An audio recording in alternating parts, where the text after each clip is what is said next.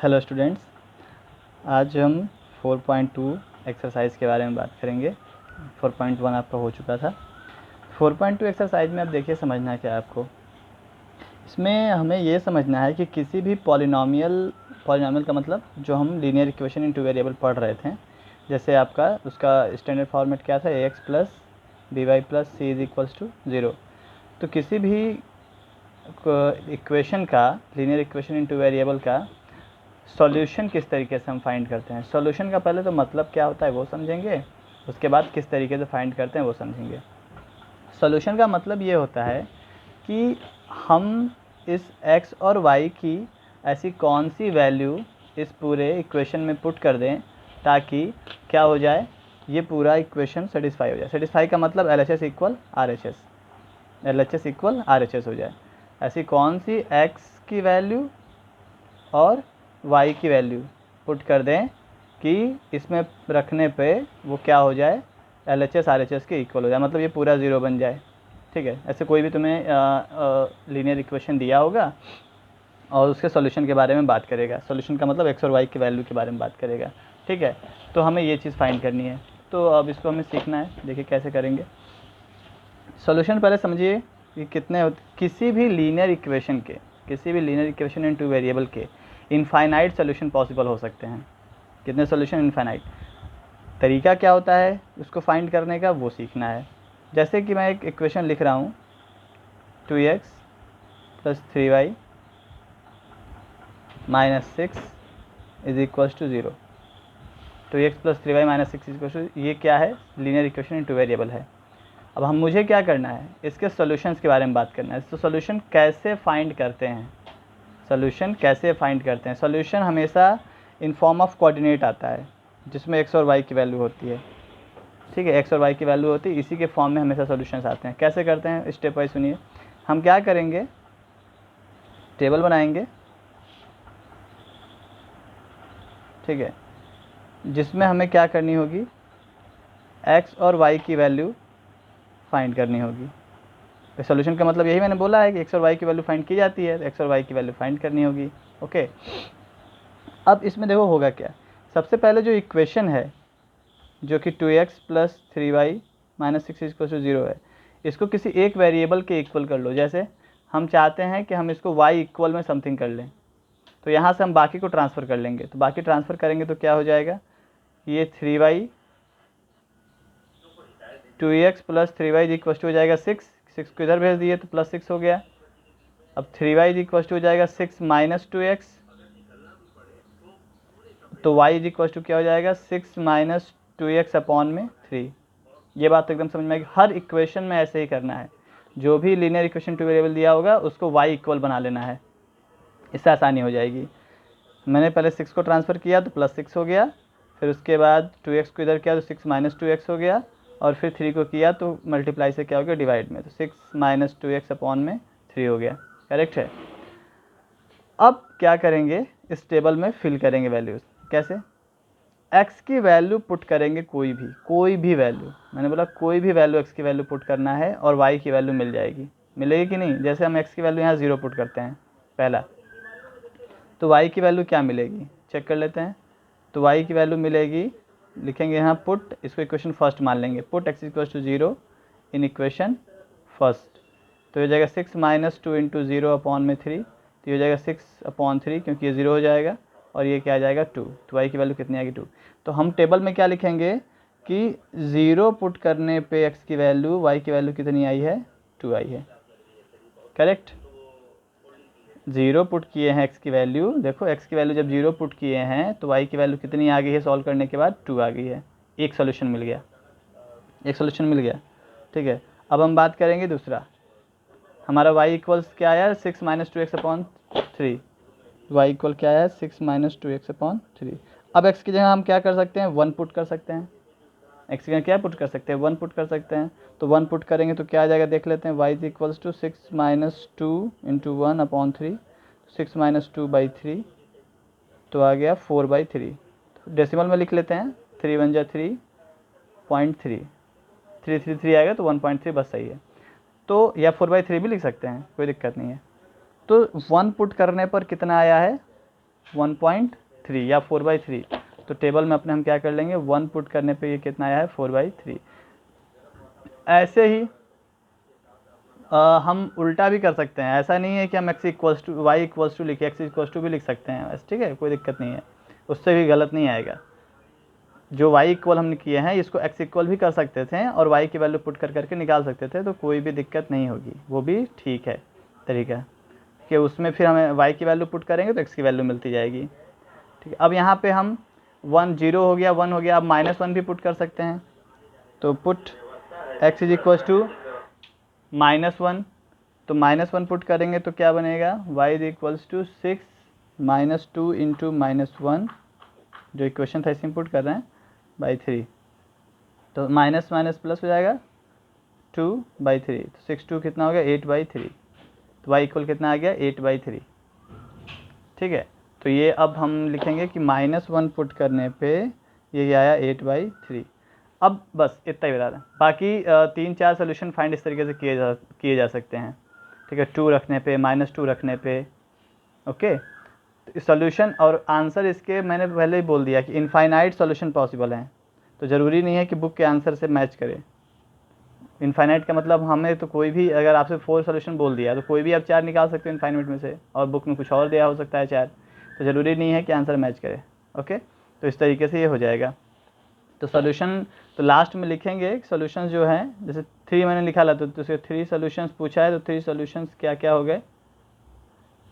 पहला ऐसे लिखेंगे ब्रैकेट में कि 0 रखने पर कितना आया था 2, दूसरा लिखेंगे ऐसे ही ब्रैकेट में लिखना है, कोऑर्डिनेट्स की फॉर्म में मैंने बोला है कि आंसर को हमेशा कोऑर्डिनेट के फॉर्म में, कि ये उसका सोल्यूशन है, मतलब ये उसमें पुट कर देंगे तो सेटिस्फाई हो जाएगा, यही तो बात है ना, एक सोल्यूशन निकाला है मतलब इसको उसमें पुट करेंगे, x की जगह 0 और y की जगह 2, तो वो सेटिस्फाई कर देगा। और दूसरा आया था 1 पे कितना आया था 4/3, और एंड 2 पे कितना है -1 ना, -1 पे कितना आया था 8/3, ठीक। तो ये 3 सोल्यूशन इसके हो गए, तो ऐसे ही करना होता है, ठीक। तो अब हम क्या करेंगे, एक्सरसाइज के क्वेश्चंस देख लेंगे तो हमारा क्लियर हो जाएगा। और एक्सरसाइज बुक खोलिए सब लोग, और बुक में क्वेश्चन देखिए। क्वेश्चन नंबर फर्स्ट क्या दे रखा है, which of the following option is true and y, y is equal to 3x + 5 has a unique solution, only 2 solution, infinitely many solution. कौन सा आंसर सही होगा, इनफाइनाइटली मेनी सोल्यूशन। मैंने बोला ना सोल्यूशन इनफाइनाइटली हो सकते हैं, y is equal to 3x + 5 है, x की वैल्यू पुट करते जाओ y की वैल्यू मिलती जाएगी।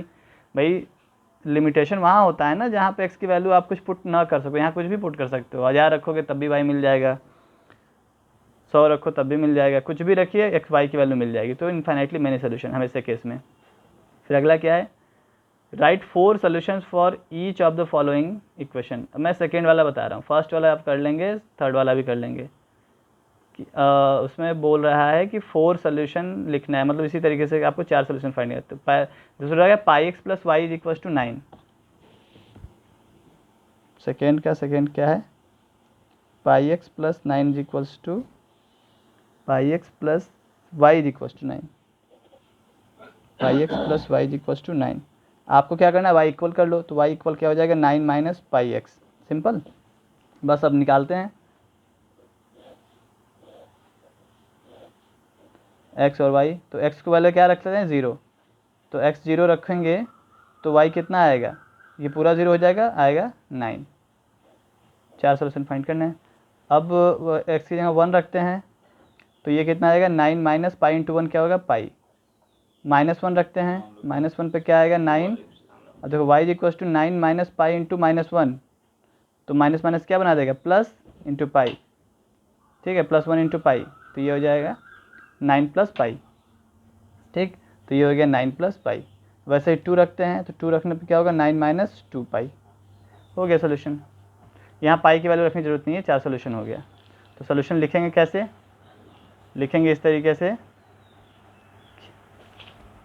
कि पहला पॉइंट मैंने रखा 0 तो आया 9, दूसरा रखा 1 तो 9 - π, तीसरा रखा -1 तो 9 + π, और एंड 2 9 - 2π, ठीक है।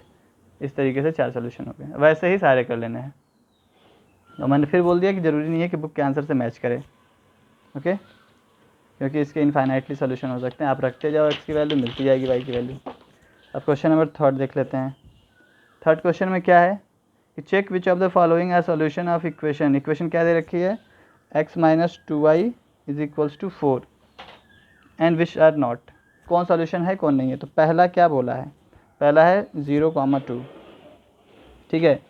तो 0, अब तुम्हारे पास गिवन इक्वेशन क्या है, गिवन इक्वेशन लिख लीजिए x minus 2y is equals to 4। तो पुट, अब इसको सेटिस्फाई, इसको चेक करना है कि ये इसका सोल्यूशन है। चेक कैसे करेंगे, पुट करके वैल्यू, x की वैल्यू क्या रखेंगे, पहली वैल्यू हमेशा x की वैल्यू होती है, दूसरी वैल्यू क्या होती है y की। तो ये पुट करेंगे, तो पुट करिए, पुट करेंगे तो क्या होगा 0 minus 2 into 2 is equals to 4।